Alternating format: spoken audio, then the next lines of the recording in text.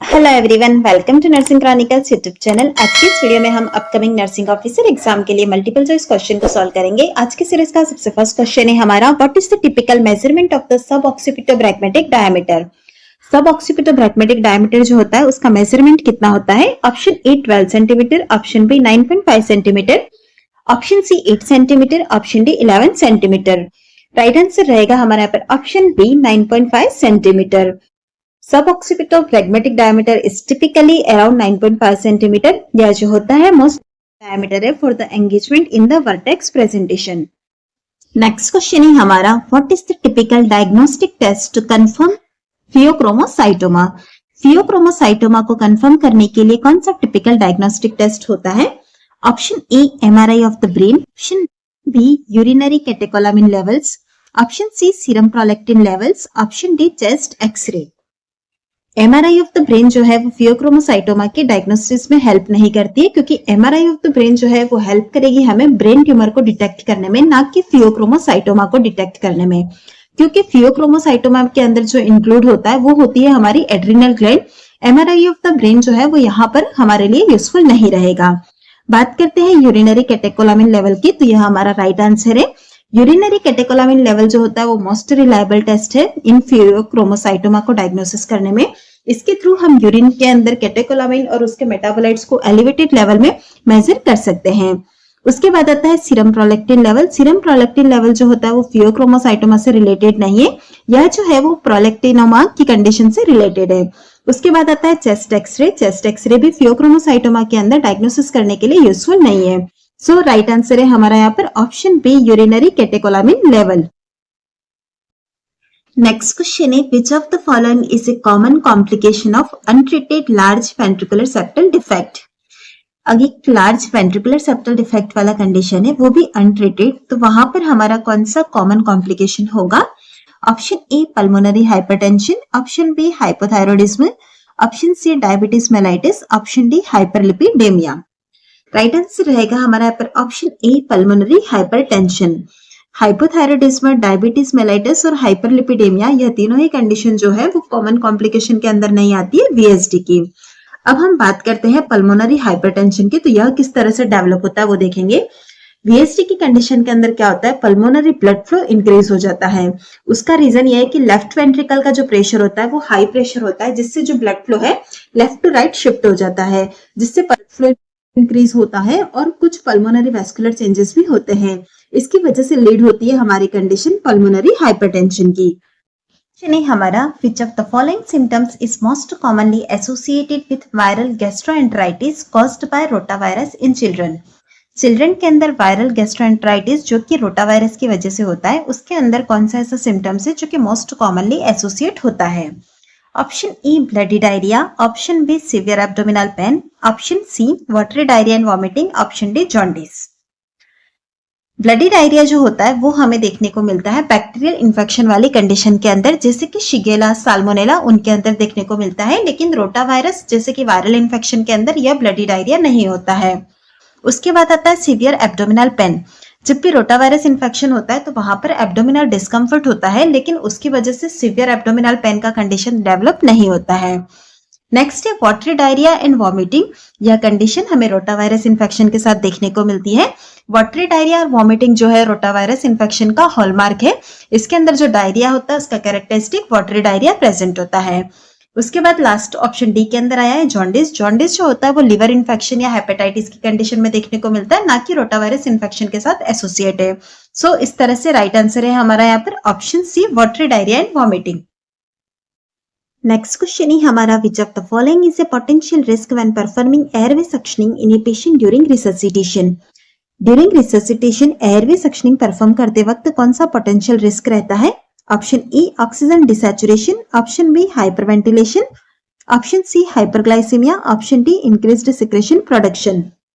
Right answer रहेगा हमारा यहाँ पर option A oxygen desaturation. Suctioning की वजह से एयरवे इंटरप्ट होता है, जिससे टेम्पररी ऑक्सीजन लेवल ड्रॉप हो सकता है।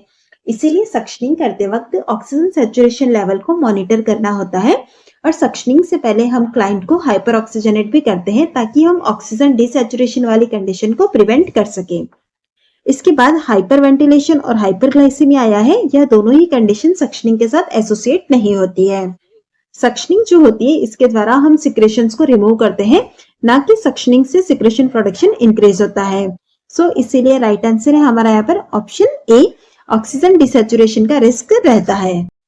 नेक्स्ट क्वेश्चन है हमारा, which of the following is the most common site for ectopic pregnancy. निम्न में से कौन सी मोस्ट कॉमन साइट है एक्टोपिक प्रेगनेंसी के लिए? सबसे फर्स्ट हमें यह पता होना चाहिए कि एक्टोपिक प्रेगनेंसी होता क्या है। इसका मतलब प्रेगनेंसी अगर आउटसाइड द यूट्रस हो रही है तो उसे हम एक्टोपिक प्रेगनेंसी कहते हैं। अब एक्टोपिक प्रेगनेंसी का मोस्ट कॉमन साइट कौन सा है यह पूछा गया है। ऑप्शन दिए गए हैं हमें, option A ovaries, option B fallopian tubes, option C uterus, option D abdominal cavity. अब बात करते हैं ओवरीज की, तो ओवरीज के अंदर भी जो होती है हमारी एक्टोपिक प्रेगनेंसी देखने को मिलती है, बट यह रेयर केसेस के अंदर देखने को मिलती है। उसके बाद आता है हमारा फैलोपियन ट्यूब, यह मोस्ट कॉमन साइट है हमारी एक्टोपिक प्रेगनेंसी की। 95% केसेस जो होते हैं हमें एक्टोपिक प्रेगनेंसी के फैलोपियन ट्यूब के अंदर देखने को मिलते हैं। इसमें जो फर्टिलाइज्ड एग होता है वह यूट्रस की जगह फैलोपियन ट्यूब में इम्प्लांट होता है, इसीलिए इसे हम ट्यूबल प्रेगनेंसी भी कहते हैं। उसके बाद आता है uterus. In normal pregnancy occurs here, not in ectopic pregnancy. Uterus के अंदर जो नॉर्मली प्रेगनेंसी होती है वो होती है हमारी, एक्टोपिक प्रेगनेंसी नहीं होती है। उसके बाद आता है एब्डोमिनल कैविटी। एब्डोमिनल कैविटी भी एक अनदर रेयर साइट है एक्टोपिक प्रेगनेंसी के लिए। इसमें फर्टिलाइज्ड एग में implant in peritoneal cavity, but यह भी ट्यूबल प्रेगनेंसी में के कंपैरिजन में लेस कॉमनली देखने को मिलता है, क्योंकि हमें क्वेश्चन में पूछा गया था मोस्ट कॉमन साइट, तो मोस्ट कॉमन साइट जो है हमारी फैलोपियन ट्यूब के अंदर देखने को मिलती है। इसके अलावा ओवरीज और एब्डोमिनल कैविटी के अंदर भी एक्टोपिक प्रेगनेंसी होती है, लेकिन सबसे कॉमन फैलोपियन ट्यूब में होती है। नेक्स्ट क्वेश्चन है हमारा, which of the following statement is true regarding Mongolian spot. Mongolian spot जो होता है उसके रिगार्डिंग कौन सा ऐसा स्टेटमेंट है जो कि ट्रू है? Option E, they are usually seen in adults, option B, they are caused by bacterial infection, option C, they typically appear as blue grey patches at birth, option D, they are associated with chronic skin disease. Right answer रहेगा हमारा यहाँ पर option C, they typically appear as blue grey patches at birth. जो Mongolian spot होते हैं वो at birth present होते हैं, सो एडल्ट के अंदर तो यह नहीं देखने को मिलते हैं। इसी के साथ ही 1 ईयर तो ऑफ द एज में यह डिसअपियर भी हो जाते हैं। मंगोलियन स्पॉट जो होता है वो बैक्टीरियल इन्फेक्शन की वजह से नहीं होते हैं, बल्कि यह जो मेलेनोसाइट्स ट्रैप हो जाती है उसकी वजह से देखने को मिलता है।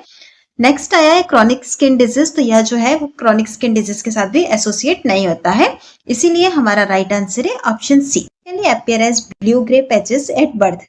अगर हम इसकी लोकेशन की बात करते हैं तो यह लोअर बैक, बटक्स या फिर occasionally other parts of the body में भी देखने को मिलता है। नेक्स्ट क्वेश्चन है हमारा, what is the standard treatment for coeliac disease. Coeliac disease का स्टैंडर्ड ट्रीटमेंट क्या है? Option A, gluten free diet, option B, steroid therapy, option C, antibiotics, option D, chemotherapy. Right answer रहेगा हमारा यहाँ पर option A, gluten free diet.